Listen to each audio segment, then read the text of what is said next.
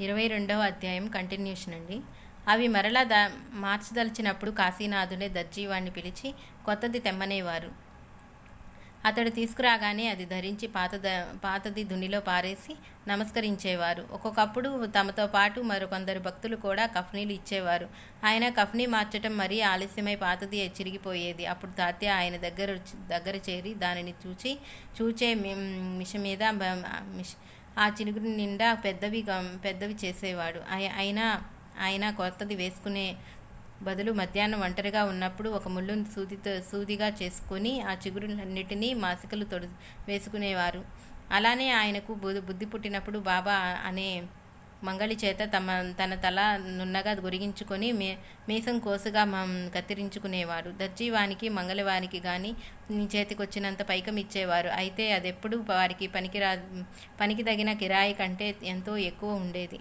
బాబా ఎంతో మితభాషి. ఎక్కువగా కన్నుల మోర్చుకుంటూ భక్తులు రాగానే ఒక్కొక్కసారి వారికేసి చూసేవారు. పిల్లలతో వినోదంగా మాట్లాడేవారు. పసిపిల్లలను ఎత్తుకుని పలకరించేవారు. ఒక్కోసారి పక్క గ్రామం నుంచి తరచూ షిరిడీ వచ్చే పిలాజీ గురవ్ తన 10 సంవత్సరాల కొడుకు తనతో కూడా వస్తానని మారం చేస్తే వాణ్ణి కొట్టాడు.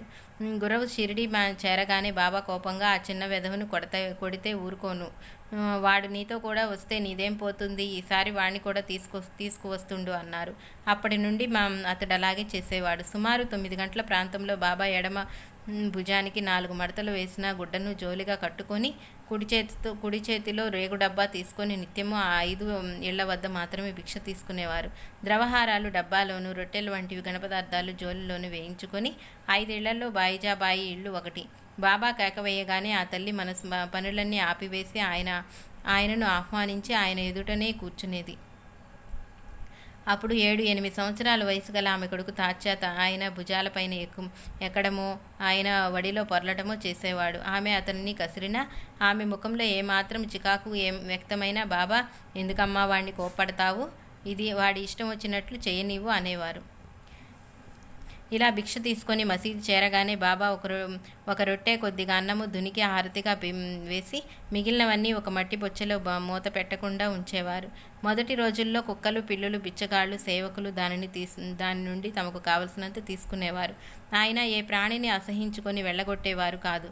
చివరకు మిగిలినవన్నీ రుచి విచక్షణ లేకుండా కలిపి కొన్ని ముద్దలు మాత్రం తినేవారు. హిందూ ధర్మ ప్రకారం బాబా నైష్టిక బ్రహ్మచారి.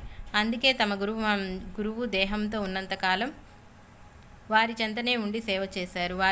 వారు పరమపదించాక వారి ప్రతిరూపంగా నిరతాగ్నిహోత్రం నిర్వహించారు. ఎల్లప్పుడూ తెల్లని మొతక గుడ్డలు ధరించేవారు.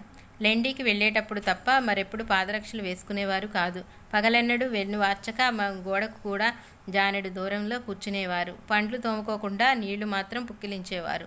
భిక్షాన్నం మాత్రమే తినేవారు. అంతరికంగా మాత్రం సర్వము భగవంతుని రూపంగా వాసుదేవ సర్వమితి భగవద్గీత అనే అరుదైన మహాత్ములు మహాత్మా సుదుర్లభ భగవద్గీతలో. అందుకే ఆయన ఏ ప్రాణిని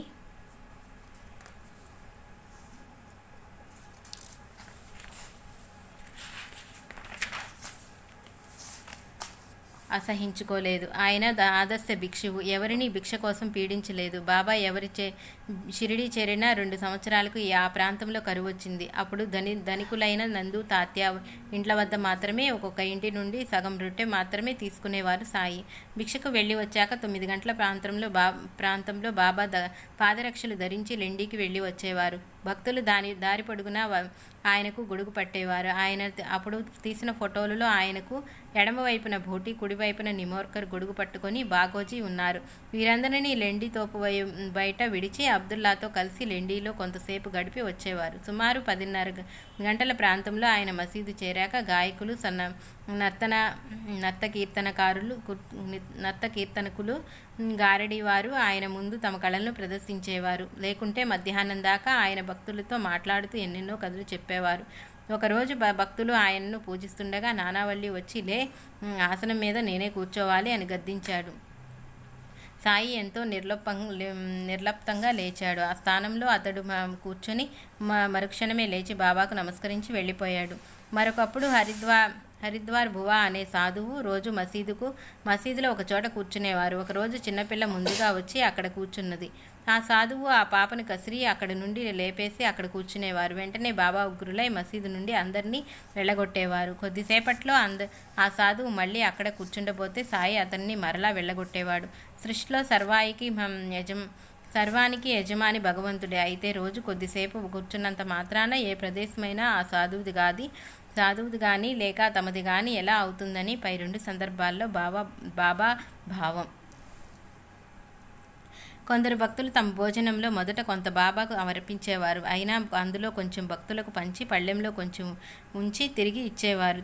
తర్వాత ఆయన కూడా భక్తుల పంక్తిలో భోజనం చేసేవారు. ఆయనకు కుడి పక్కన తాత్య రామచంద్ర పాటిల్, బాయాజీ బాయి, ఎడమ వైపున బడే బాబా, శ్యామ, భోటి, కాకా దీక్షిత్ కూర్చునేవారు. చుట్టూ తెరలు దించేవారు. ఆ తర్వాత అందులో ఎవరు ప్రవేశించేవారు కాదు. తరచుగా ఆ పంక్తిలో బాగోజీ, మాధవ్ వస్లే, నిమోర్కర్ కూడా కూర్చునేవారు. శ్యామకు మాత్రం అతడి ఆచారం ప్రకారం పాయసం ఒక్కటే వడ్డించేవారు బాబా. వేసవి కాలంలో బాబా రోజు ఒక మామిడి పండు స్వల్పంగా రుచి చూచి భక్తులందరికీ పంచేవారు. తర్వాత సేరు పాలు, సేరు రొట్టెలు, సేరు చక్కెర గిన్నెలో పిసికి ప్రసాదంగా పంచేవారు. అప్పుడు ఆయనే అందరూ పళ్ళాలు వంటకాలతో నింపేవారు. భక్తులకు భోజనానికి తమ బిడ్డలు కూడా తీసుకువచ్చినప్పుడు మొదట వారికి ఇష్టమైనవి పెట్టాకనే భోజనం వడ్డించేవారు. ఒకసారి అందరూ భోజనం చేస్తుండగా శిథిలమైన మసీదు కప్పు నుండి పెటపెటామని శబ్దమైంది. వెంటనే సాయి చేయి పైకెత్తి ఆగు ఆగు అన్నారు. ఆ శబ్దం ఆగిపోయింది. భోజనమై అందరూ బయటికి రాగానే మసీదు కప్పు నుండి ఒక భాగం సరిగ్గా వీరు కూర్చుని చోటనే విరిగిపడింది. బాబా ఆగమన్నదెవరినో అప్పుడు అందరికీ అర్థమై ఆశ్చర్యపోయారు.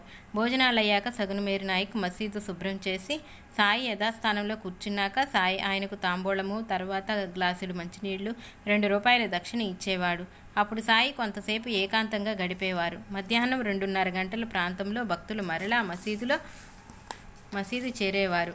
హరిదాసులు, పగటి వేషగాళ్లు, సర్కస్ వాళ్ళు ఆయన సన్నిధిలో ప్రదర్శనలు ఇచ్చేవారు. ఆయన ఒక్కొక్కరికి ₹2 ఇచ్చేవారు.